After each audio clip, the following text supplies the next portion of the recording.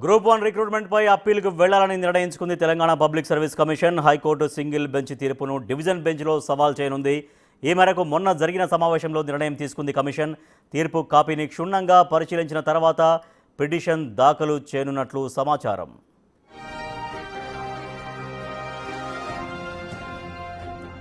Group 1 mains answer షీట్లను మాన్యువల్గా revaluate చేయాలంటూ వారం క్రితం ఆదేశించింది హైకోర్టు. ఇదే అంశంపై సమావేశమైన టీజీపీఎస్సీ రివ్యూ పిటిషన్ దాఖలు చేయడానికి స్ట్రాంగ్ గ్రౌండ్స్ ఉన్నాయని అభిప్రాయపడింది. తీర్పు కాపీపై గ్రౌండ్ ప్రిపేర్ చేస్తోంది టీజీపీఎస్సీ లీగల్ విభాగం. హైకోర్టు తీర్పు ప్రకారం రీవాల్యుయేషన్ చేస్తే జరిగే పరిణామాలపైన కమిషన్ చర్చించింది. రీవాల్యుయేషన్ చేస్తే టెక్నికల్గా లేనిపోని సమస్యలు తలెత్తుతాయని అభిప్రాయపడింది. గ్రూప్ 1 నియామకాల్లో లోపాలు లేవనే వాదనను స్ట్రాంగ్గా వినిపిస్తోంది తెలంగాణ పబ్లిక్ సర్వీస్ కమిషన్. చివరి లీగల్ అవకాశమైన సుప్రీంకోర్టు వరకు వెళ్లి ఫైట్ చేయాలని నిర్ణయించినట్టు తెలుస్తోంది. మరోవైపు ఎంపికైన అభ్యర్థులు కూడా కోర్టుకు వెళ్లే యోచనలో ఉన్నట్లు తెలుస్తోంది.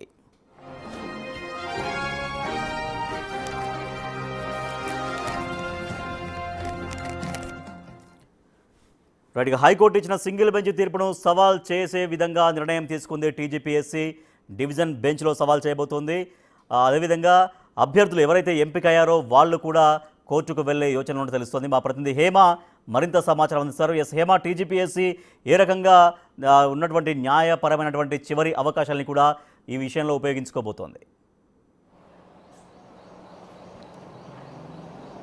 ఎస్ రాజేష్, మీరు చెప్పినట్టుగా మొత్తానికి టీజీపీఎస్సీ అయితే సింగిల్ బెంచ్ ఇచ్చినటువంటి ఆర్డర్ ఏదైతే ఉందో దాన్ని సవాల్ చేస్తూ డివిజన్ బెంచ్కి వెళ్ళేటటువంటి ఆలోచనలో కూడా ఉన్నట్టుగా తెలుస్తుంది. ఒకవేళ డివిజన్ బెంచ్లో అనుకున్నటువంటి ఫలితం రాకపోతే ఖచ్చితంగా చివరి అవకాశమైనటువంటి సుప్రీంకోర్టుకి కూడా వెళ్ళడానికి ప్రస్తుతం టీజీపీఎస్సీ సిద్ధమవుతుంది. ఇక తెలిసిన విషయమే, గత మంగళవారం సాయంత్రం జూలై 7వ తారీఖు పిటిషన్ దాఖలైంది హైకోర్టులో.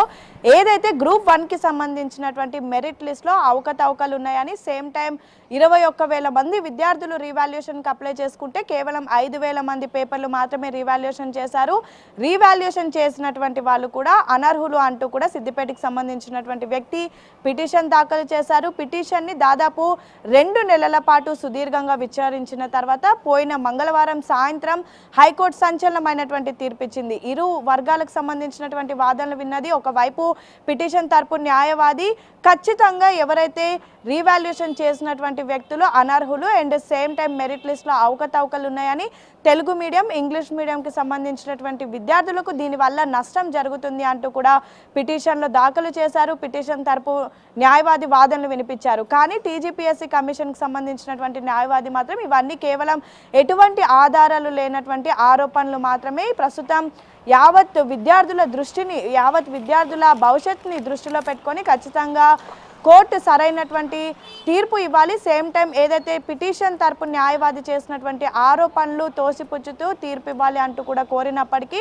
హైకోర్టు టీజీపీఎస్సీకి సంబంధించినటువంటి కమిషన్ పైన అసహనం వ్యక్తం చేసింది. గతంలో కూడా 2 సార్లు గ్రూప్ 1 పరీక్షలు వాయిదా పడ్డాయి. ఒకసారి పేపర్ లీకేజ్ కానివ్వండి, మరొకసారి బయోమెట్రిక్ కానివ్వండి. ఇలా పూర్వం అనుభవాన్ని దృష్టిలో పెట్టుకోకుండా కనీసం ఈ విధంగా ఎలా ప్రవర్తిస్తారు అంటూ కూడా పెద్ద ఎత్తున అసహనం వ్యక్తం చేసి ఆగ్రహం వ్యక్తం చేసినటువంటి పరిస్థితి.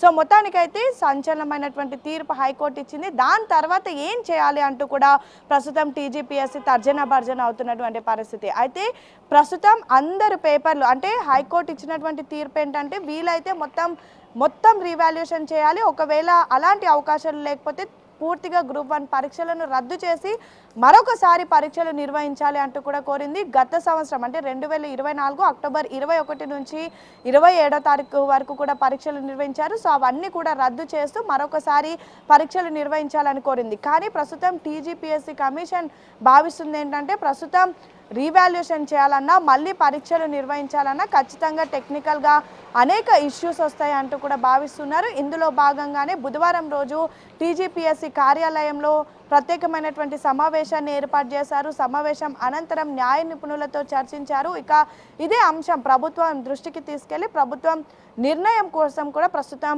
వేచి చూస్తున్నట్టుగా తెలుస్తోంది. అయితే టీజీపీఎస్సీ ప్రస్తుతం భావిస్తుంది ఏంటంటే ఖచ్చితంగా సింగిల్ బెంచ్ ఇచ్చినటువంటి ఆర్డర్ ఏదైతే ఉందో ఇందులో తప్పులు ఉన్నాయని అండ్ సేమ్ టైం పూర్తి రిపోర్ట్ 218 పేజీలు ఉన్నటువంటి రిపోర్ట్ చదివిన తర్వాత అనేక తప్పులు ఉన్నాయని ఏదైతే ఆర్డర్ వచ్చిందో అది మొత్తం కూడా టీజీపీఎస్సీ కమిషన్కి వ్యతిరేకంగా ఉందని, సో దీనికి రిట్ పిటిషన్ అంటే మరొక పిటిషన్ దాఖలు చేయడానికి ప్రస్తుతం టీజీపీఎస్సీ దగ్గర గ్రౌండ్స్ కూడా ఉన్నాయని కూడా చాలా బలంగా భావిస్తున్నారు. రీవాల్యుయేషన్కి వెళ్ళడం కంటే సింగిల్ బెంచ్ ఇచ్చినటువంటి తీర్పుని సవాలు చేస్తూ డివిజన్ బెంచ్కి వెళ్ళడమే బెటర్ అంటూ కూడా కమిషన్ భావిస్తున్నట్టుగా తెలుస్తోంది. సో చూడాలి మరి కమిషన్ ఏ విధంగా ముందుకు వెళ్ళబోతుంది అనేది. యాక్చువల్లీ వారం లోపు ఏం చేయబోతున్నాం అనేది ఆన్సర్ చేస్తాము, ఒక నోట్ని రిలీజ్ చేస్తామని టీజీపీఎస్సీ చెప్పినప్పటికీ ఇప్పటి వరకు కూడా ఇంకా ఎటువంటి అఫీషియల్ కన్ఫర్మేషన్ ఇవ్వలేదు. కానీ రాజేష్, మన దగ్గర ఉన్నటువంటి సమాచారం మేరకు మాత్రం ఖచ్చితంగా సింగిల్ బెంచ్ ఇచ్చినటువంటి తీర్పుని సవాల్ చేస్తూ డివిజన్ బెంచ్కి వెళ్తారు. ఒకవేళ డివిజన్ బెంచ్లో కూడా సానుకూల ఫలితం రాకపోతే సుప్రీంకోర్టునైనా ఆశ్రయిస్తారు, కానీ రీవాల్యుయేషన్ కానీ ఎగ్జామ్ కండక్ట్ కానీ చేయమని అయితే టీజీపీఎస్సీ భావిస్తుంది. సో చూడాలి, ఈరోజు సాయంత్రం లేదా రేపటి వరకు అఫీషియల్ నోట్ జారీ చేసేటటువంటి అవకాశాలు కనిపిస్తున్నాయి. Rajesh, right, thank you Hema. Group 1 results విషయంలో హైకోర్టు ఇచ్చిన సింగిల్ బెంచ్ తీర్పుని డివిజన్ బెంచ్లో సవాల్ చేసే విధంగా ఆలోచిస్తోంది తెలంగాణ పబ్లిక్